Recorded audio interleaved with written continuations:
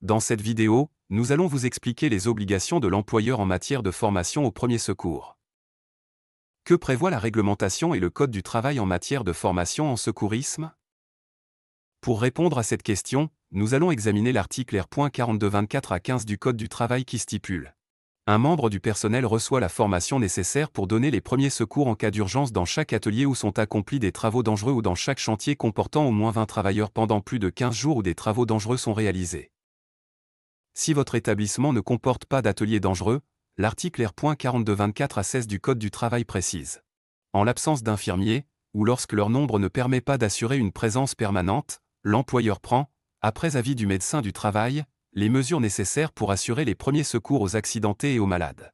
Ces mesures, prises en liaison avec les services de secours d'urgence extérieurs à l'entreprise, sont adaptées à la nature des risques. Nous voyons donc que l'employeur doit mettre en place des moyens opérationnels et matériels pour porter secours à chaque salarié accidenté au cours de son activité de travail.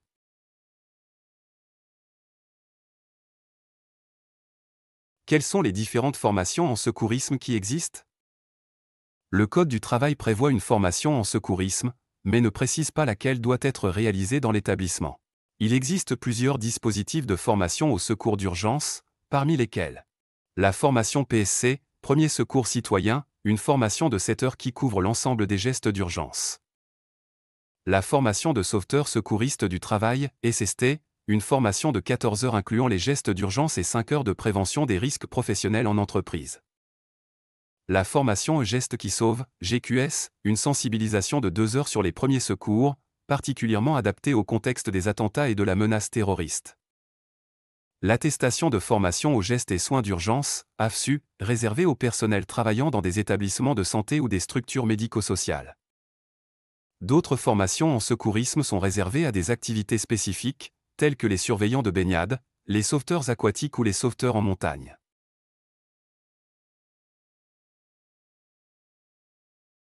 La formation SST est-elle obligatoire en entreprise? Selon le Code du travail, la formation SST n'est pas obligatoire. Cependant, l'employeur doit assurer la sécurité physique et mentale des salariés, article L.4121-1 du Code du travail. Il est précisé que le salarié doit bénéficier d'une formation, ne jamais être mis face à un danger, et que les risques liés à l'activité de travail doivent être analysés. La formation de sauveteur secouriste du travail, SST, inclut une partie prévention, permettant aux salariés de repérer des situations dangereuses, de remonter les informations et de mettre en place des actions de prévention immédiate pour éliminer ces dangers.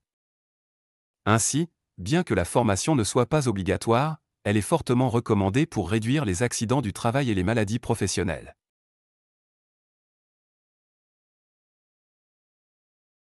Combien de secouristes faut-il en entreprise? Le Code du travail ne fixe pas de nombre minimal de secouristes, mais il est essentiel de pouvoir porter secours en tout lieu et en tout temps. Il est donc recommandé de former au moins un secouriste par unité de temps et de lieu. Cela signifie qu'il faut au minimum un secouriste formé dans chaque atelier et pour chaque horaire de travail.